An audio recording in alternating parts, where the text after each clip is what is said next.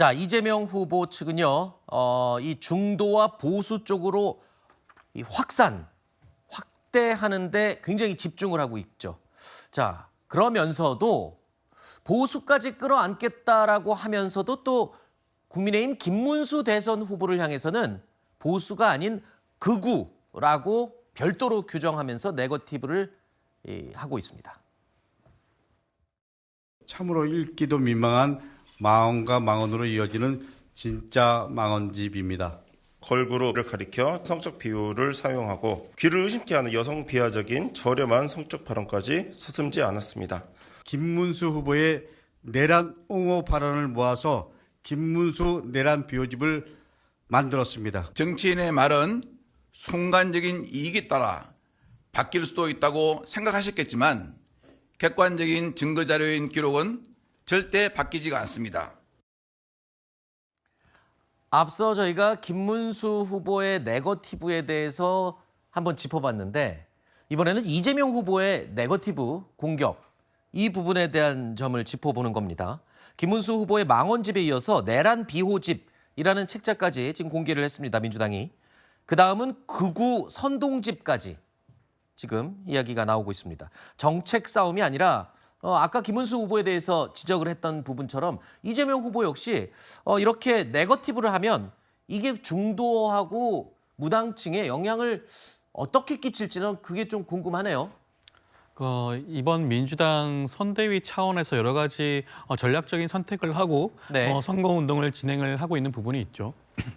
이재명 후보가 직접적으로 그 김문수 후보에 대해서 이런 네거티브를 한다고 말씀하시는 건 좀 곤란하다는 생각이 들고요.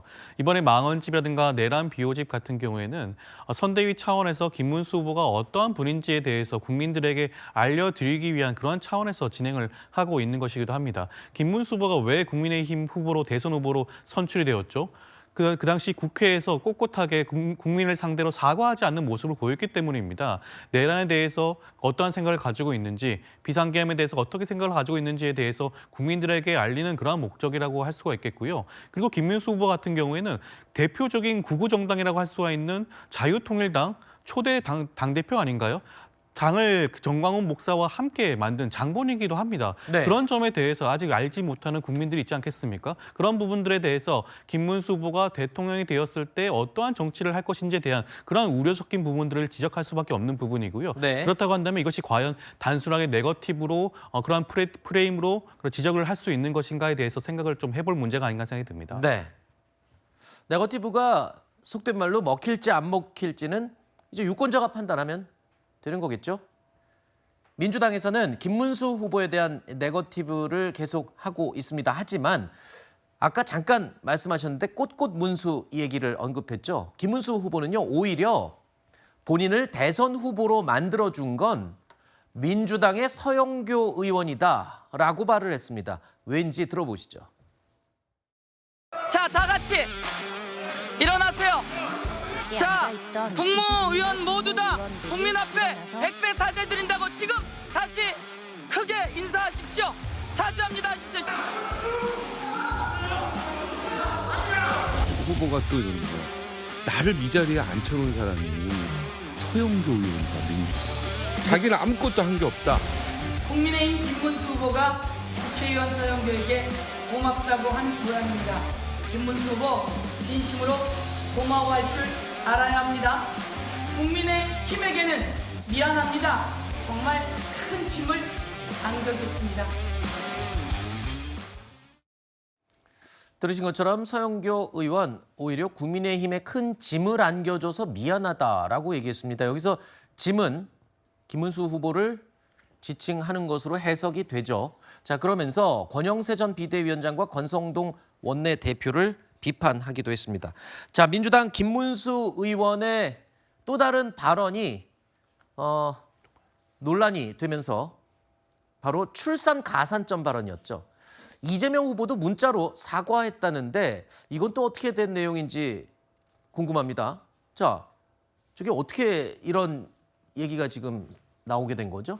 문자로 사과까지 했다는 그러니까 지금 헷갈리실 수 있는데 네. 이거 이름이 지금 같아서 네. 민주당에 그러니까 김문수 국민의힘 후보가 아니라 네. 민주당에도 동명이인이 그렇죠. 김문수 의원이 있습니다. 그러니까 김문수 의원이 이 여성 관련 정책을 누군가 문의할 때 지금 보시는 것처럼 문자로 저렇게 여성 정책이 없지 않냐라고 했을 때 여성의 출산 가산점 이야기를 했습니다. 그러니까 여러분은 헷갈리실까 봐 예, 다시 한번 제가 강조할게요. 민주당, 네. 민주당 김문수 예. 의원입니다. 예, 맞습니다. 이름이 같은 민주당 의원의 발언입니다. 예, 지금 호남 순천을 지역구로 하고 계신 국회의원이고 그래서 저 문자로서 뭔가 출산 가산점에 대해서 얘기를 공약이 있을 거라고 얘기했는데 사실 당에서 지금 검토되거나 뭔가 발표할 예정이 없던 공약이기 때문에 김문수 의원의 개인적 생각으로 이거를 전달한 것이거든요. 그렇기 때문에 당 차원에서 김문수 의원이 본인이 당을 검토하지 않은 공약에 대해서 유권자에게 알린 거에 대해서 사과를 하고 그래서 본인이 맡고 있었던 선대위직도 다 내려놨습니다. 그런 네. 것처럼 뭔가 뭐 다양한 유권자들과 소통하면서 그런 거에 대해서 대응하는 건 좋지만 당에서도 검토되지 않은 정책이나 발언들을 자중하라라는 얘기가 내려왔고 그런 차원에서 지금 민주당의 김문수 의원이 저렇게 또 한 두 차례 세 차례 지금 사과를 하고 있는 걸로 알고 있습니다. 네, 일단 김문수 민주당 의원의 경우에는 글쎄요, 선대위 내부에서도 오만한 언행을 좀 주의하라고 주의가 내려간 것으로 확인이 됐고요. 김문수 의원의 돌발 행동이 근데 이번이 처음이 아니어서 더 지금 조금 요주의 사항이 된 것 같습니다. 민주당 김문수 의원의 저런 발언이 나오게 된 뿌리를 짚어볼 필요가 있습니다. 저것은 국회의원 한 명의 돌출적인 언행이 아니고 그만큼 민주당이 공약을 검토하고 정책 의사결정을 하는 과정에서 젊은 여성의 목소리가 반영되지 않는다는 것을 여실히 보여주는 장면이거든요. 민주당이 지난 대선 때요. 1996년생, 당시 만 25세의 박지원 씨를 영입해서 공동선대위원장으로 앉혔습니다. 그리고 잠시 비대위원장을 맡기도 했죠. 그런데 그 박지원 전 비대위원장은 지금 어디 갔습니까? 민주당에서 그분에게 공천 한번 줬습니까? 그 정도로 젊은 여성을 마치 정치적으로 일회용 장식품을 쓰듯이 하고 버리고 정작 중요한 정책 의사결정 과정에는 영향을 미치지 못하게 하기 때문에 저런 발언도 공당의 국회의원이 감히 할 수 있는 것이다. 이런 말씀을 드립니다. 네. 자, 그런데 선거 시즌이 되면요. 정치인들이 워낙 말을 많이 하다 보니까 설화에 휩싸이기도 한다고 아까 말씀을 드렸는데 그런 반면에 또 이런 기회에 정치인들이 이런 이른바 아이돌급의 끼를 발산하기도 하는 경우가 있습니다. 보시죠. 이재명, 뒤로 1번 이재명, 뒤로 1번 이재명.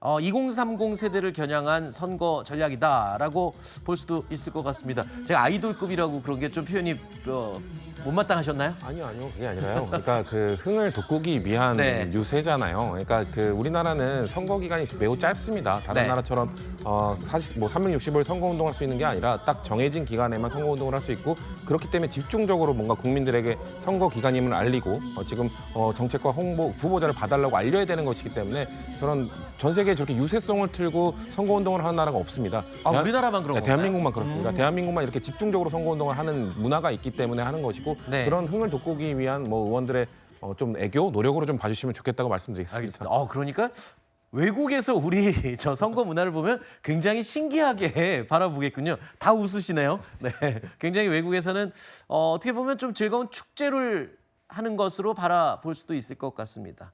좋게 말이죠.